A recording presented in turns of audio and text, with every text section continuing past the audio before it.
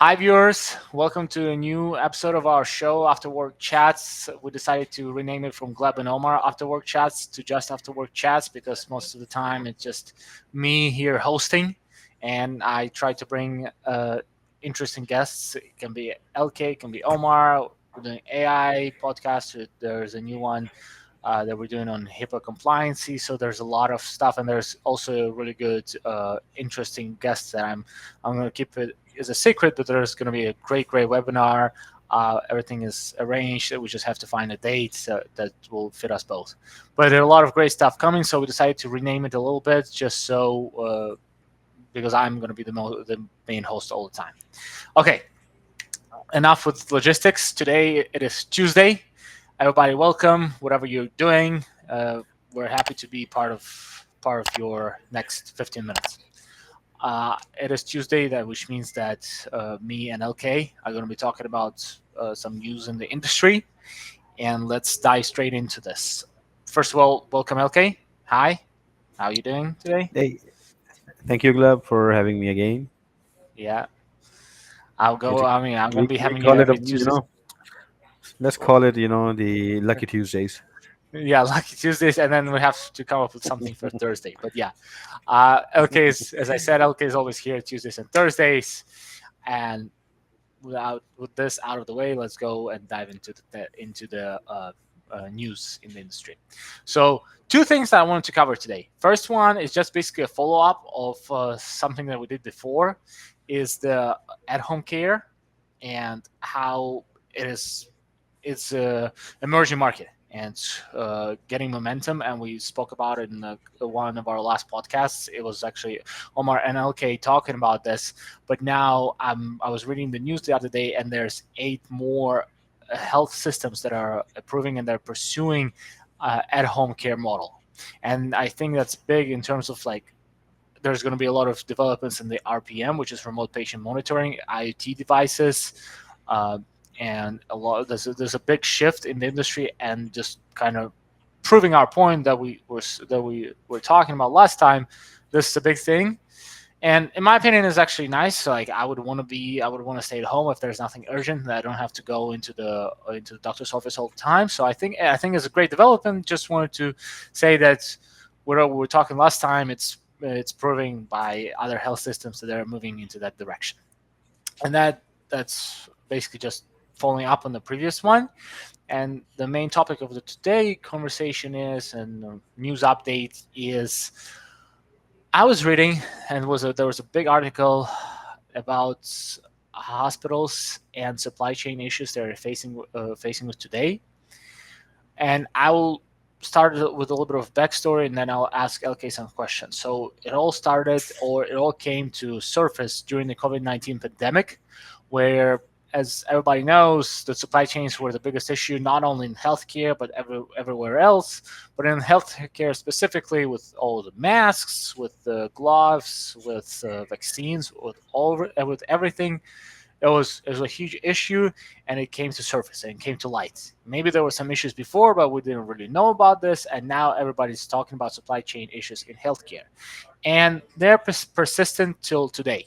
Like, I was not paying that much attention. I would hear it here and there, but I was not paying that much attention. But this article caught my eye, and they're saying that the supply chain issue, it was caused by hurricane, the one that was in North Carolina, which is Helen, I think. Yeah, Helen, Hurricane Helen, in North Carolina. It caused a partial closure of a IV facility, the facility that manufactures IV fluid for 60% of America. So 60% of American manufactured IV fluids come from that factory. And because of the hurricane, the production was significantly reduced till they reopen, and we'll be able to keep working. But that's just one part of the issue that started surfacing, and started surfacing with the supply chain issues. But the actual question I want to face today is COVID-19. It was basically over like a couple of years ago, maybe a year or two ago. It was done, and everybody stopped worrying about it as much. But there's still it's kind of like haunting us from the past.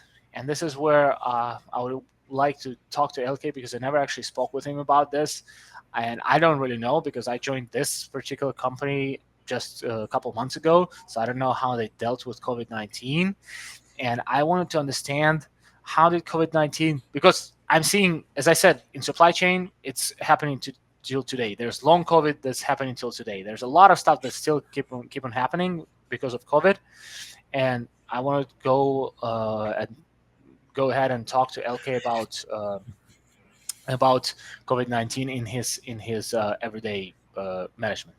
So LK, you're back. Now you're gonna start talking as well. Not only me rambling on. So first thing I wanted to ask is how did you face this, and what were the main complexities to your everyday work life?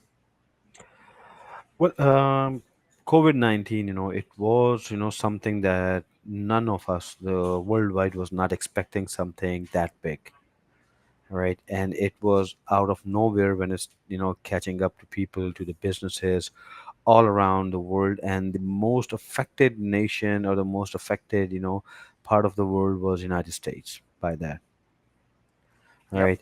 And especially the healthcare side was, it was affected. COVID-19 basically presented a significant challenges to our operations or to the operations of our medical practices.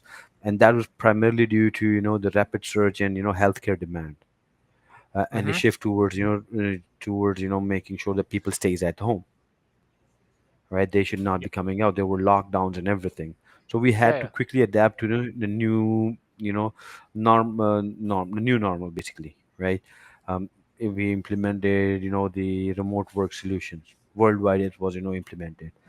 Enhanced cybersecurity because now people are working from home. So now, you have to provide them with the better cybersecurity, making sure, because they're using their own internet now, right? Mm-hmm. And so we need to take security measures because we are working with a critical department, a healthcare Oh, that department now. yeah, that's actually I haven't thought about this, but that's a interesting thing about working from home. That if you're working with like HIPAA stuff or like PHI stuff, you have to be Yes, able to protect that. exactly, Yeah. exactly, right. And plus optimizing our processes to handle the income of calls and inquiries that we were receiving.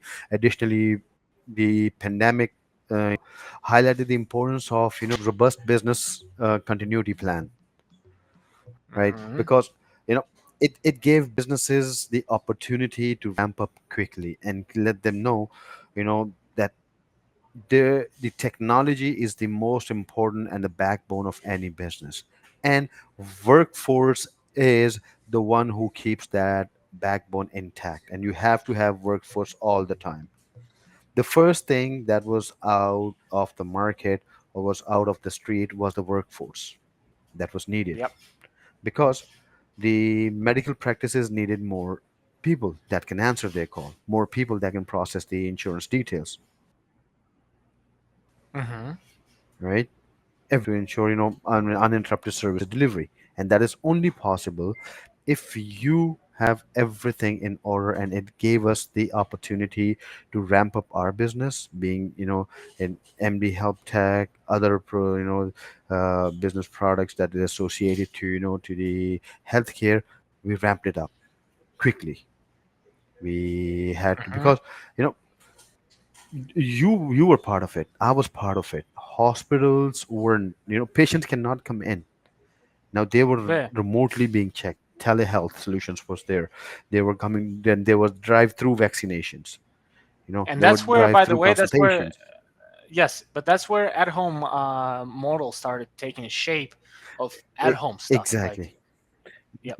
Before that, the healthcare industry was not taking it seriously. But when COVID hit it, then they started taking it seriously. By that, anything could happen. You just spoke about the Hurricane Helene, right? What Mm-hmm. happened there? 60% of the IV fluid, that is produced by a company, they were not doing that. So that taught them it was not a pandemic, right?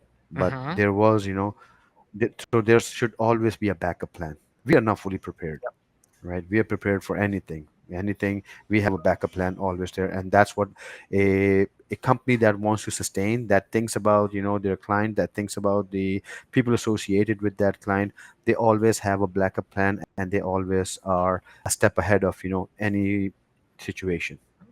Hmm. So you saying that, well, COVID basically taught everybody, but specifically you as a company, to have a backup plan, because everybody before that, Yes. we didn't think about, okay, like hurricanes happen, but we didn't think about like actually having a backup plan for any scenario. But now with COVID Mhm. 19, we know like that tomorrow or in the month something like this can happen, and it can go to the like we can go back to what it was like 4 years ago. So it still persists a problem in terms of like there's still a possibility of this happening, and this is what it taught you as a company to have that backup plan. So that's one thing. But also, like, what are the other things that you got out of COVID, like positive, like the ways you improved the company? Oh, the COVID basically accelerated our digital transformation, leading to improve in Mhm. efficiency, scalability, cost effectiveness. We basically refined our remote work policies and invested in advanced communication tools, enhancing productivity and employee satisfaction at the same time, right?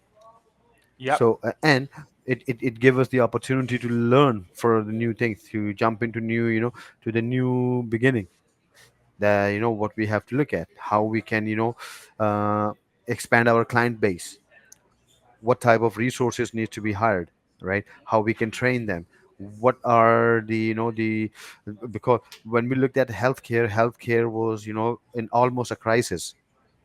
Yeah. Then the Yeah. healthcare BPO solutions kicked in. They started, they asked them, outsource your calls to it, because the main thing was calls at that time. A regular practice was receiving 5 to 600 calls per day, and there were no Mm-hmm. people to answer that.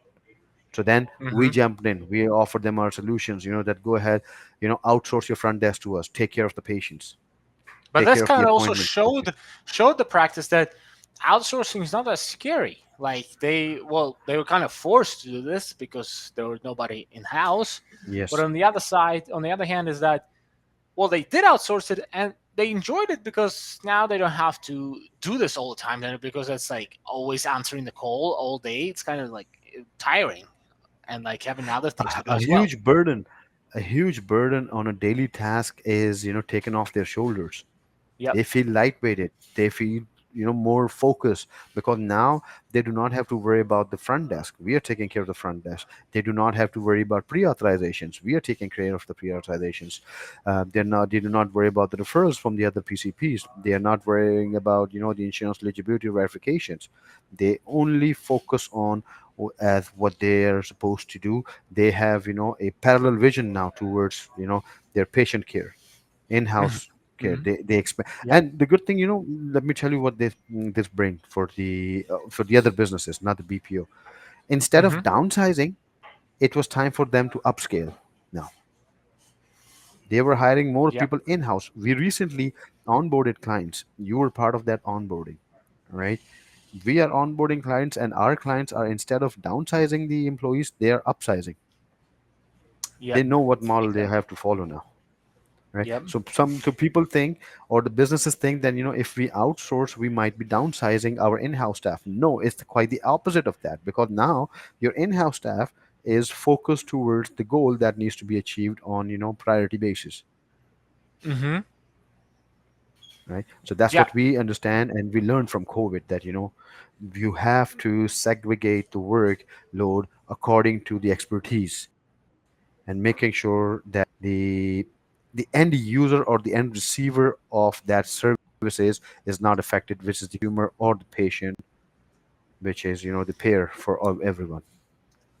Yeah, but that's kind of like an interesting thing because I haven't thought about it before. But you raising a good point about that, and it's like I'll reiterate what I said, but basically it's that before they were scared to outsource, but now they're willing to do this because they're seeing that it's a huge burden, as you said, was taken off their shoulders, and that's really Exactly. important thing for me, like something clicked in my head right now, and But in this meantime, because I don't want to ramble on for too long, I wanted to, and I have another question, so I want to move on. Is in just in your in your management or in healthcare management, just name a couple things that after COVID got worse or and got better. Um, the worst, challenges related to workforce management and employee health being well-being. Mm-hmm. The that there were so many. The worst thing was, that the people management, to be honest, right? Mm-hmm. Because it was a chaos. Yeah, it was a chaos for everyone, and no one was prepared for it, right? So the worst thing was, that when you're not prepared and you're hit by something, you don't know what to do. There was no, Mm-hmm. game plan for that, and especially in the healthcare work-life balance. So then what happened? They basically had to lay off so many people. So many big companies had to go towards the layoff, and then after some time they realized that it was a wrong decision. They should have not done that. They should have handled it smartly rather Yep. than going for a layoff. All right. Now, the other thing, the worst thing that happened at that time was, the communication channels were not as effective as should have been.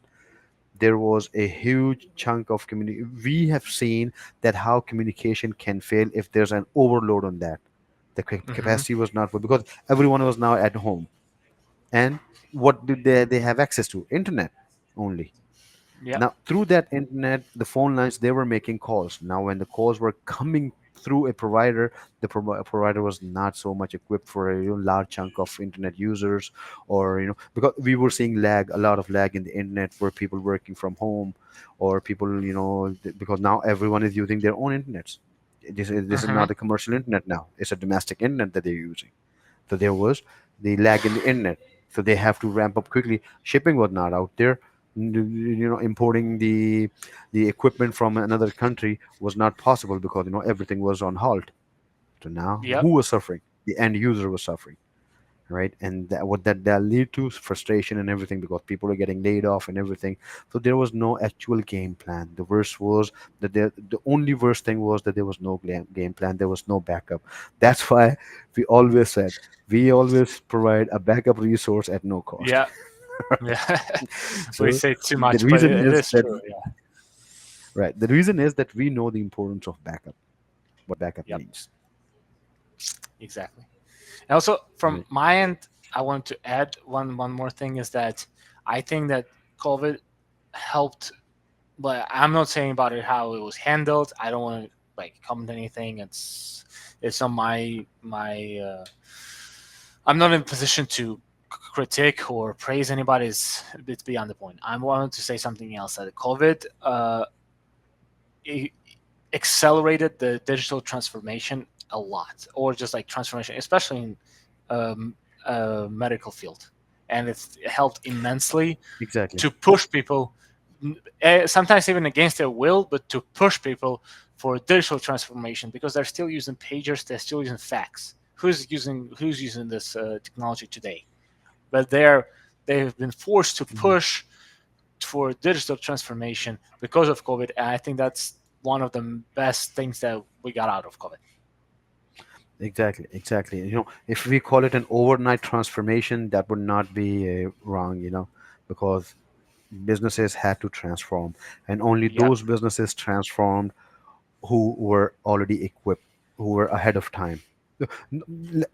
Just as I said, no one was prepared for COVID, but the businesses, some businesses were not even any business was prepared for COVID, but some businesses were prepared for for a downtime. That's why they keep Yep. themselves in order, and Yep. those businesses survived. The consumer attached to that businesses, they were the happy ones. Exactly. Uh, okay, let's wrap up with COVID. But the whole topic today started about the supply chains, and supply chains is a big issue. And it's, as I said, there's Yeah. some hurricanes, some pandemics, something happens like this, and there's a lot more to cover. So stay tuned. Next time we're going to be talking about supply chain issues and what LK has to say on it, what I have to say on it, and maybe some interesting facts and uh, topics for discussions for future. But next time we're going to be talking about supply chain issues. It's going to be next Thursday, so stay tuned. LK, thank you very much for your time. Thank you, Gleb. Thank you, Gleb. I'll see you next Thursday. Leave us a like, comment, whatever you want us to talk about next. If you have any specific topics in mind, and subscribe to our channels. It's Tekboox on YouTube and After Work Chats on Spotify and Apple. Thank you very much. Have a good Tuesday. Bye.